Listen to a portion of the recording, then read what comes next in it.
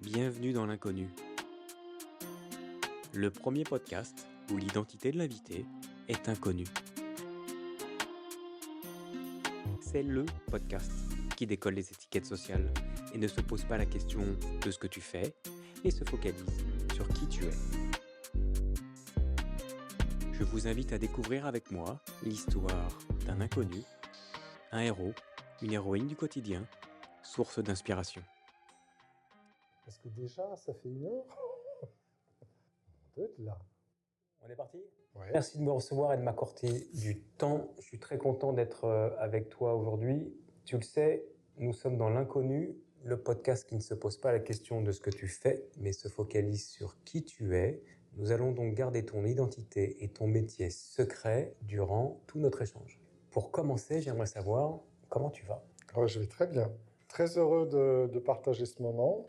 Très heureux de me livrer à cette expérience. Bon, le fait d'être prévenu, d'anticiper ce moment m'a fait un petit peu réfléchir et puis m'a amené en fait à me positionner de façon beaucoup plus sereine, sans anticiper réellement la qualité du propos que je vais tenir et de ce qu'on va partager ensemble. Je suis sûr que ça va être de qualité, le propos que tu vas tenir. Est-ce que tu peux nous dire où nous sommes ? Alors, nous sommes dans les locaux dans lesquels j'ai le plaisir d'exercer depuis maintenant 3 ans. Et j'ai pris soin qu'on soit dans un lieu beaucoup plus en retrait, isolé de l'équipe, parce que je travaille avec une équipe qui est plutôt joyeuse.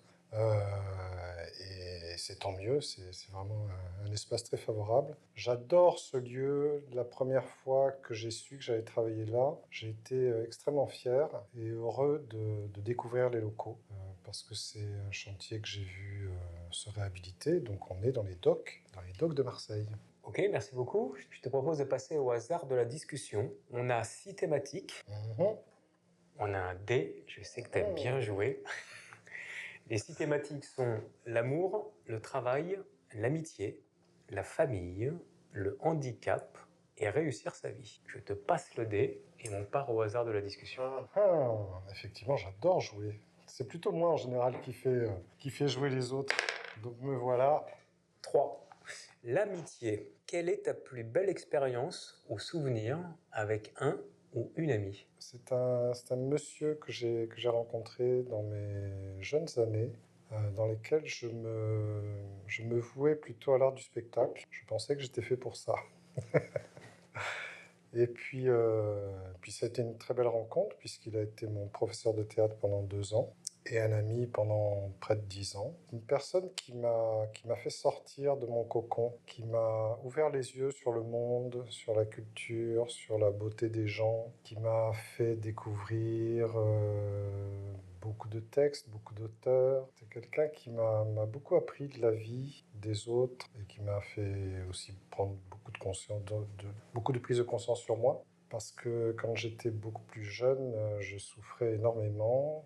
Je sortais d'une histoire très compliquée au niveau de mon éducation, avec beaucoup d'aspects que j'avais du mal à voir, à considérer. Une réalité qui était obscurcie, tronquée, et de laquelle j'avais du mal à m'extraire. Et lui a su trouver une posture, a su trouver des mots, a su poser des actes qui sont venus secouer mon entêtement ou mon enfermement, en tous les cas, qui faisait que j'avais du mal à comprendre où j'étais, qui j'étais. Et il se trouve que cette personne est décédée il y a 2 ans, et ça fait plus de 15 ans que je l'avais plus vue. Et quand j'ai appris la nouvelle de son décès, je me suis totalement effondré en larmes. Pour moi, très douloureux, même s'il faisait plus partie de ma vie au quotidien.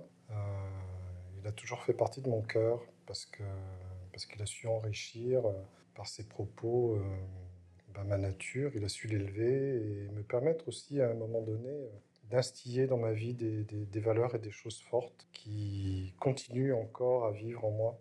Je crois que l'amitié, de ce point de vue-là, elle est importante. Une amitié réelle, une amitié profonde, c'est une amitié qui n'a pas besoin de la présence. Elle se nourrit aussi dans le silence, elle se nourrit aussi dans l'espace, et dans cette qualité, et dans la profondeur aussi de ce qu'il en reste, de ce qui a été vécu, et comment cette chose-là, elle traverse toute une vie. En tous les cas, moi, cette amitié, voilà, pour moi, elle a été vraiment importante parce que c'est une amitié nourricière.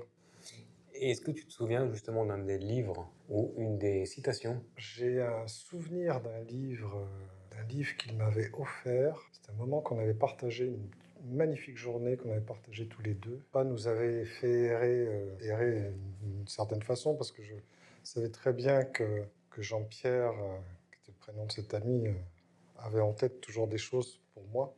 Et on se retrouve dans les librairies des Arsenaux et il m'offre un livre qui sont les discussions avec Charles Juliette. Alors, qui avait écrit ce livre? Est-ce que c'était pas Samuel Beckett? Non, je pense pas. C'est Charles Juliette qui a écrit ce livre et c'était des entretiens avec Bram van Velde. Voilà. Une citation du livre, une phrase du livre, j'en ai pas qui me vient là. C'est curieux parce qu'à cette époque-là, qui était pour moi une époque de grande ouverture et de grande découverte de l'art contemporain, de la peinture, etc., de tout cet univers-là, m'avait frappé une interview de Giacometti qui racontait la façon dont il peint, dont il dessine, et qui parlait de ces figurines étirées.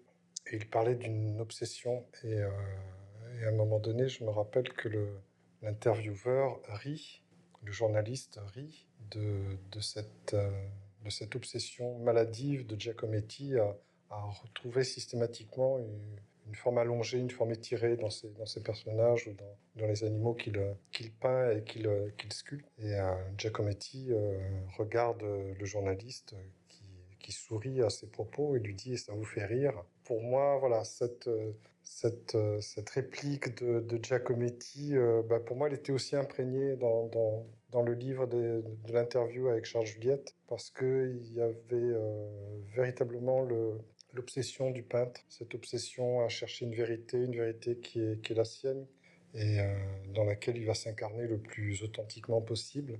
Et cette valeur de l'implication et de l'engagement total, pour moi, elle m'a suivi. J'ai mis du temps à comprendre comment je pouvais l'incarner et la mettre en pratique pour moi-même.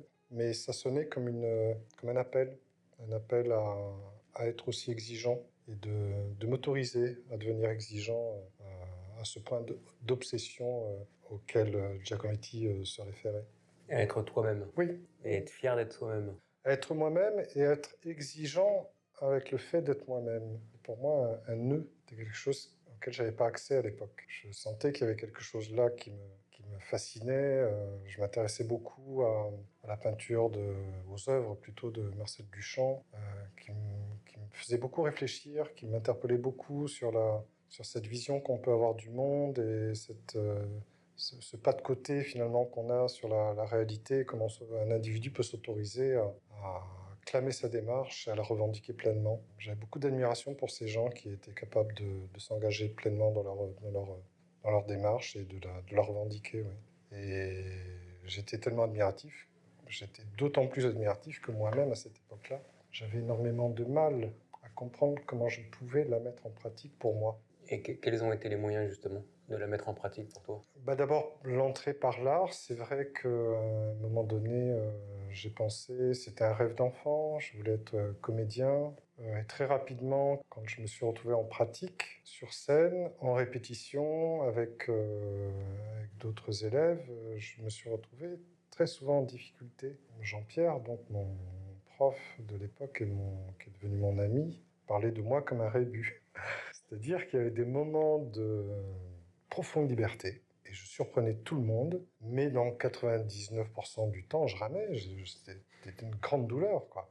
Et je me suis toujours surpris quand même à vivre cette expérience pendant 2 ans. Je me dis, mais comment j'ai fait pour tenir pendant 2 ans, alors qu'à chaque fois qu'il fallait que je travaille un texte, à chaque fois qu'il fallait que j'aille sur le plateau, et ne serait-ce qu'en répétition, mais c'était l'épouvante, c'était compliqué, c'était très douloureux. J'étais pas du tout en situation de créativité ou de m'inventer. Bien au contraire, j'étais en souffrance totale. Bon, j'ai traversé ces 2 ans-là, mais d'une façon absolument merveilleuse, hein, parce que j'étais pas destiné à rentrer. J'ai même été refusé à l'école. Mais il se trouve que voilà, j'ai pu quand même faire les 2 ans, malgré mon échec initial. Et en fait, dans ma progression, je me suis intéressé à la photographie. à la photographie de spectacle. Et c'est à travers la découverte d'un procédé photographique que j'ai trouvé un médium, que j'ai trouvé une entrée qui pour moi devenait intéressante. Je m'intéressais beaucoup à la photographie, au procédé photographique d'Étienne Jules Marais, qui a travaillé sur ce qu'on appelle la chronophotographie, donc identifier la décomposition du mouvement. Et finalement, d'une certaine façon, ce sont ces recherches qui ont donné naissance au cinématographe. Et j'ai découvert un texte à un moment donné sur lui lors d'un séjour à Paris. Et ça m'a fait beaucoup réfléchir parce que je m'intéressais beaucoup à la photographie de spectacle. Et à un moment donné, je me suis pris d'envie d'essayer la chronophotographie en l'appliquant au théâtre. Mais plutôt que d'avoir un obturateur qui passe devant l'objectif, je me suis dit, tiens, et si je considérais que un corps qui passe dans un faisceau lumineux, donc en l'occurrence un projecteur, du coup le faisceau lumineux peut faire obturation. Et si je travaille sur une accumulation, alors peut-être je peux travailler sur une mémoire du spectacle qui soit une mémoire dévoyée. Et j'ai travaillé sur ce procédé, ça a construit ma vie en fait pendant une petite dizaine d'années où j'ai mis en place ce processus. J'ai développé le procédé et je l'ai mis en pratique puisque j'ai eu la chance de devenir artiste associé du Théâtre du Merlan, qui était déjà à l'époque scène nationale. Et ça a été une expérience fabuleuse. Ça a été une très belle expérience. Tu as rejoint la scène, mais sans être acteur, C'est ça. en contournant et en trouvant toi-même ta voix. Oui, tout à fait.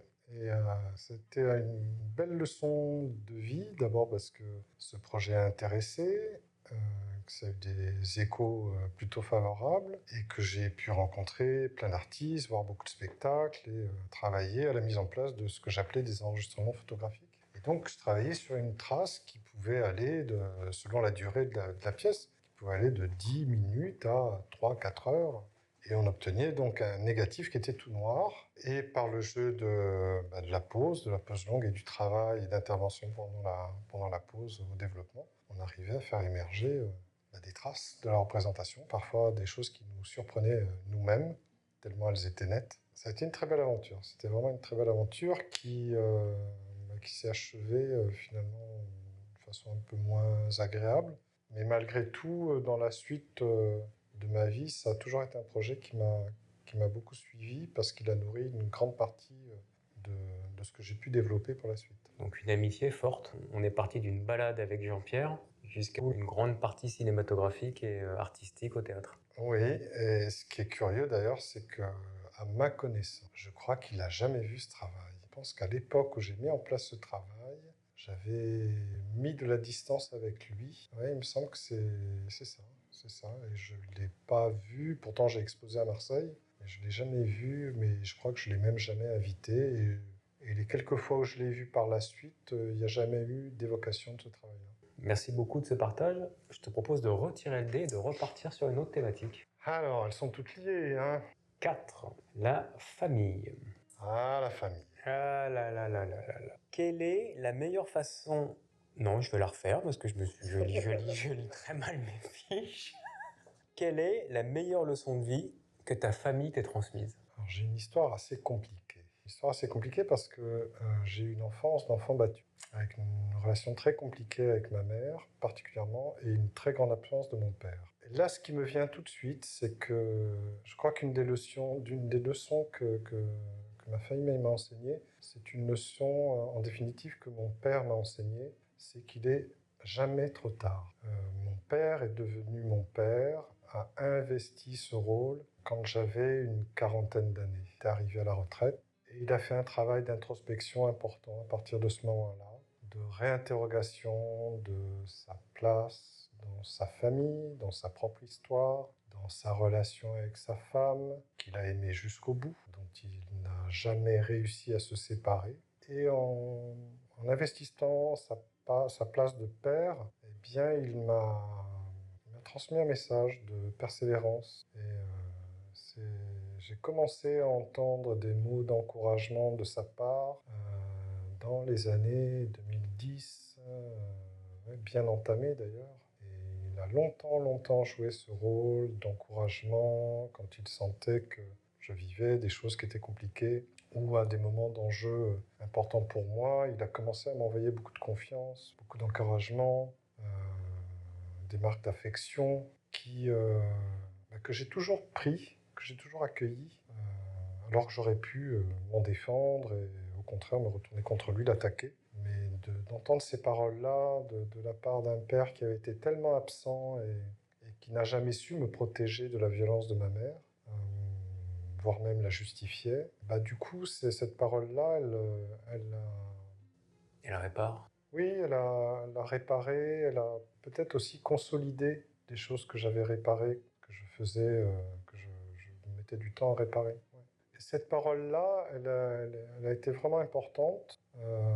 Et souvent, quand je rencontre des personnes avec lesquelles je travaille, qui sont en difficulté, je m'appuie souvent sur mon expérience, comprendre effectivement que c'est important de rester vaillant et de faire confiance, de comprendre que finalement, une parole, même si elle est tardive, elle est là, elle porte, elle accompagne, elle construit, et c'est important de pouvoir livrer sa parole aussi quand c'est possible. Pour certaines personnes, malheureusement, c'est pas possible, mais pour d'autres, ça l'est, et c'est bien, ça fait du bien. On pourrait le dire différemment, il est toujours temps. On va le tourner de manière positive. Il est toujours temps. Merci pour ce partage. On passe au texte à trous. Je commence les phrases, tu les termines. J'ai l'impression que c'est... Aïe. Un texte à trous. Allez, on y va. On se concentre. Allez. Mon principal objectif dans la vie est... Prendre soin de moi et grandir, c'est essentiel. Je pense que je suis la personne la plus importante dans ma vie. Moi, j'ai une valeur congruence qui est très importante. Je mérite de prendre soin de moi. Franchement, quand je regarde mon histoire, quand je regarde mon parcours, je dis, mais régulièrement, je me dis, regarde ce que tu fais, regarde où tu vas, vas-y, fais-le. T'as le droit, quoi. Voilà, et kiffe, et amuse-toi. Tu vois, si c'était à refaire... Je le referais pas. Qu'est-ce que je referais? Ouais. Non, si c'était à refaire, je le referais pas. Je referais rien. Je pense que, d'abord, je pense que les choses ont une raison d'être, même quand elles sont compliquées, même quand elles sont dures. Pendant de très très nombreuses années, je vivais beaucoup dans la nostalgie et dans le remords. Le remords de ce que je n'avais pas su faire, de ce que je n'avais pas fait, de ce que je n'avais pas dit, de ce que je n'avais pas objecté, etc. Aujourd'hui, je m'aperçois que les choses sont fondées. C'était mon temps, c'était mon trajet, c'était les choses, c'était comme ça. Ce qui m'importe finalement, c'est que ce que j'ai vécu, j'essaie d'en tirer le plus d'enseignements possible, le plus d'apprentissage pour mieux comprendre comment réguler, comment mettre en place les choses pour moi pour la suite. Voilà, j'ai dit tout à l'heure, il est toujours temps. Oui, j'aurais peut-être préféré que les choses aillent plus vite. J'aurais préféré être beaucoup plus résilient plus tôt. Ça m'aurait certainement simplifié la vie. Mais en définitive, ce que je vis aujourd'hui, c'est un tel cadeau, permis de réinventer des choses différemment, que si j'avais revécu les choses et j'avais fait les choses différemment, ce présent-là, je ne l'aurais pas aujourd'hui. Donc, cadeau. On s'en fait une petite dernière quand même. J'hésite entre deux. L'art de la simplicité, c'est... D'être le plus souvent moi-même, d'être le plus transparent, d'être à l'écoute. Mes enfants me disent souvent que ce qui les touche chez eux, c'est ma qualité d'écoute, ma qualité de présence, qui les accueille sans jugement. Et je crois que le retour souvent qui m'est fait de la plupart des gens qui me connaissent bien, c'est ça, c'est ma qualité de présence, une présence simple, dépouillée, essayer d'éviter les jugements qui parasitent. Finalement, la simplicité, elle est là, quoi. C'est d'accueillir, hein. C'est d'accueillir ce qui vient et de voir à partir de là qu'est-ce qui peut se créer. Moi, je suis quelqu'un qui aime la cuisine prosaïque, par exemple. J'aime faire un pot-au-feu, le faire cuire pendant plus de 24 heures. C'est une recette simple, c'est tout couillon, et pourtant, quand on le mange, ce plat, c'est un plat incroyable, parce qu'il y a de la simplicité, il y a la simplicité, et puis il y a 1000 saveurs. Et je suis souvent porté à faire des plats simples, justement pour me permettre d'avoir davantage de temps. Un peu comme on appelle ça la slow food aujourd'hui. C'est la grosse tendance, mais c'est aussi ça, quoi. Une cuisson douce, un temps doux, se poser, être sans chichi. Je réagis parce que j'ai fait un pot-au-feu ce week-end. Ah, chouette. On s'est régalé d'ailleurs. Je te propose de passer à la prochaine phase de cet épisode. Question d'un inconnu. Chaque inconnu pose une question au prochain inconnu. Oh, c'est cool ça. Donc je vais te poser la question du précédent inconnu, qui est: aimes-tu ta vie? Profondément, oui. Je te vois sourire et je sens que tu as envie de développer. Oui, j'aime ma vie. Ça rejoint ce que je développais tout à l'heure, c'est-à-dire que je l'ai dit, je viens de loin. Je viens de loin. Ça fait longtemps que je marche et j'ai vécu des choses vraiment compliquées qui auraient pu m'anéantir. Et je me rappelle, à un moment donné dans ma vie, j'ai travaillé avec les alcooliques anonymes et les narcotiques anonymes. Et j'allais très régulièrement en séance pour comprendre comment cette matière de l'entraide, de la solidarité était travaillée. Et nous étions tous traversés par une authenticité qui était de mise. Il était hors de question de composer un rôle et de s'inventer un personnage. Et donc j'ai témoigné au sein même de ces groupes de parole, alors que j'ai pas d'addiction, j'ai jamais eu d'addiction de quelque nature que ce soit, sauf si ce n'est peut-être à mes propres comportements, mes croyances limitantes. Mais je me rappelle qu'un jour, qu'un des participants m'a dit: mais avec ton histoire, comment est-ce que tu as fait pour ne jamais tomber dans une secte ou être encore vivant? Et ben voilà. Tu es bel et bien et tu es en face de moi. C'est-à-dire quand je me regarde depuis que je suis enfant et que je vois l'homme que je suis aujourd'hui, qui a encore besoin de progresser sur plein de choses encore, mais franchement, je suis très fier. Je dis quand même chapeau. Chapeau bas. Ouais. Merci pour ce partage. On passe à la prochaine thématique, le non-sujet. Quel est pour toi le ou un non-sujet, bref, le sujet qui t'énerve quand il arrive sur la table? Est-ce qu'il y a des sujets qui m'énervent? Oh, il y en a qui m'énervent. La politique internationale m'énerve. L'éducation. Ah oui, l'éducation m'énerve. L'éducation en France, telle qu'elle est pratiquée. Ça, c'est un sujet assez récurrent qui m'arrive parfois aussi d'aborder. Ça, vraiment, le sujet de l'éducation, la façon dont l'éducation nationale travaille, l'enseignement en France, pour moi, c'est une approche qui est totalement infondée, qui est totalement fausse, qui est une erreur que l'ensemble des résultats sur les apprentissages ne cesse de mettre en évidence, et une espèce d'absence de volonté qui est de la part des gouvernants et de la part des différents ministres qui se succèdent, finalement mettent en évidence qu'aucune décision concrète n'est réellement prise pour permettre aux individus, aux élèves de devenir des individus, justement, et de favoriser des conditions d'apprentissage, alors que les neurosciences mettent le doigt dessus depuis des décennies. Et voilà. Là, pour le coup, je pourrais en parler pendant des heures parce que je trouve qu'on a une façon de faire en France qui est grave, qui blesse et qui continue de blesser. Et tout le monde garde les bras croisés en relativisant les faits. Alors que d'autres pays, finalement, comme l'Allemagne, il y a 30 ans, est au même niveau de la France dans les classements mondiaux sur les apprentissages, a changé son modèle, a changé de braquet. Et effectivement, le résultat sur la hauteur. Et en France, on n'arrive pas à comprendre ça, et je trouve ça grave. Je trouve ça très grave, parce que l'éducation, elle est au centre des enjeux aussi de développement des individus et du développement de la société. C'est quand même, on parle bien des futurs citoyens de la France. Voilà, bien qu'aucun gouvernement ne se saisisse de cette gravité et de l'urgence qu'il y a à changer radicalement nos façons de faire, ça aura des conséquences qui, à mon avis, vont peser très très lourdement sur les générations futures. On passe à la phase suivante. Avant de partir, s'il te reste quelques jours, quelques mois avant de mourir, qu'est-ce que tu ne souhaites pas regretter? Qu'est-ce que tu aimerais faire? Être auprès des gens que j'aime, ça, pour moi, c'est le plus important. Pas besoin de partir. Bon, j'aime la montagne, j'ai un attachement à la montagne. J'ai fait de la haute montagne pendant quasiment une dizaine d'années, ça m'a beaucoup construit. J'avais un ami qui m'a appris la montagne, et peut-être c'est un environnement auquel j'aimerais bien me retrouver avant de partir. Du reste, ça fait partie de mes plans, hein. Ça fait partie de nos plans avec ma compagne de partir à l'âge de la retraite, de retourner dans les montagnes, dans les Alpes. Mais avoir mes enfants, être très proche de mes enfants, avoir du temps avec eux, échanger, pour moi, c'est le cœur de ma dynamique. Savoir qu'ils vont bien, être présent pour eux le plus longtemps possible, ce serait mon cadeau et puis me permettrait encore de transmettre et de partager des moments avec eux. Je te propose de passer à la prochaine étape, leçon de vie. Quelle est la leçon de vie que tu aimerais partager? J'ai une devise que j'utilise de façon parfois beaucoup plus modérée. Parfois, je la mets de façon très claire, je la pose très claire. Une devise que j'ai entendue et que j'ai adaptée.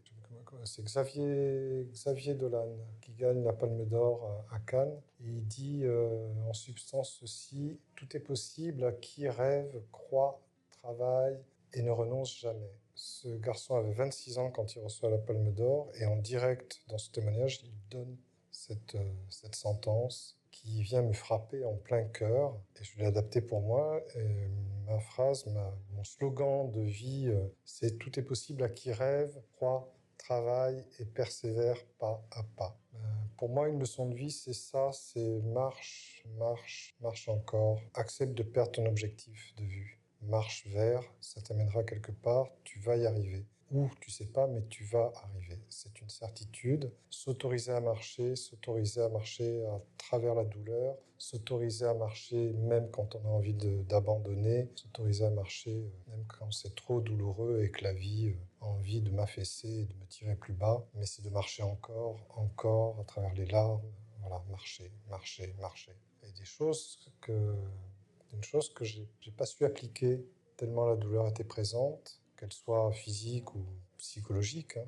Mais quand j'ai commencé à prendre conscience que j'avais cette aptitude-là, quand j'ai pris conscience que j'avais vécu dans ma jeunesse des choses qui m'ont beaucoup appris et dans le moment je ne me rendais pas compte que c'était en train de m'apprendre et que ça allait me servir pour plus tard, tout ça, voilà, tout ça me donne envie encore d'apprendre. Ma devise de vie, elle est là, c'est-à-dire c'est d'ouvrir encore, encore, encore. Et j'espère ouvrir encore et jusqu'à mes 125 ans, qui sera la date limite de ma vie, moi qui ai 35 ans, c'est d'ouvrir, ouvrir encore et de continuer à prendre nos limites, quoi, nos limites. Très joli partage. On va passer à la prochaine étape qui est question à un inconnu. C'est à ton tour. C'est à ton tour. C'est à ton quoi? C'est à ton tour. T'as ton tour. C'est la question, t'as ton tour. T'as ton tour. Je te propose de passer à la prochaine séquence qui est question à un inconnu, autrement appelé t'as ton tour. Quelle est la question que tu aimerais poser au prochain inconnu? Que fais-tu pour toi? Ok, question existentielle. Eh ben, très bien, elle sera posée normalement lundi prochain. À qui? T'auras qu'à écouter. Mais tu ne sauras pas quel épisode. On passe à la prochaine étape qui est le titre de l'épisode. J'ai pris le parti de laisser mes invités choisir le titre de notre épisode. Peux-tu me donner 2 mots sur ce que tu viens de me raconter, qu'on vient de vivre, pour le titre de notre épisode? Un titre sur ce que je viens de raconter, sur ce qu'on a vécu ensemble. Un temps suspendu? Un temps suspendu. Ok. Ce sera le titre de notre épisode. On passe à la dernière question. La dernière question de ce podcast est de répondre à la plus grande inconnue de celui-ci. Qui es-tu? Alors, je suis Jean-Baptiste Dorvaux, je suis coach en développement personnel, spécialisé en neurosciences et particulièrement spécialisé dans la gestion de crise. Je travaille actuellement comme coach en insertion professionnelle à l'accompagnement de bénéficiaires de France Travail. J'ai une spécialité qui est l'accompagnement des cadres dans le cadre d'une prestation qui s'appelle Valoriser son image professionnelle, qui articule d'une part un accompagnement technique sur les outils de l'entretien et de candidature, et d'autre part sur un axe qui est beaucoup plus important, qui est le développement personnel, qui permet de placer l'individu au cœur de son écosystème relationnel, de façon à pouvoir activer en lui ce qui lui permet de déclencher la rencontre avec une personne qu'il ne connaît pas et qui potentiellement peut-être son prochain recruteur. Par rapport à ce que je fais, je suis absolument passionné de ce que je fais. Passionné parce que, tout simplement parce que ce sont des choses que je travaille sur moi-même déjà depuis pas mal d'années. J'en sais le bien fondé et je sais tous les bienfaits que ça amène de travailler sur soi et d'être exigeant avec soi. Aussi, je le fais de façon très ludique, très joyeuse, mais aussi parfois de façon rugueuse quand il y a besoin, parce que rien ne m'est plus difficile de voir qu'un individu qui souffre et qui est enfermé dans sa difficulté, parce que c'est un écho de ce que j'ai vécu, mais je sais qu'on en sort à condition d'accepter. Je suis un résilient, je suis un optimiste, je suis un joyeux.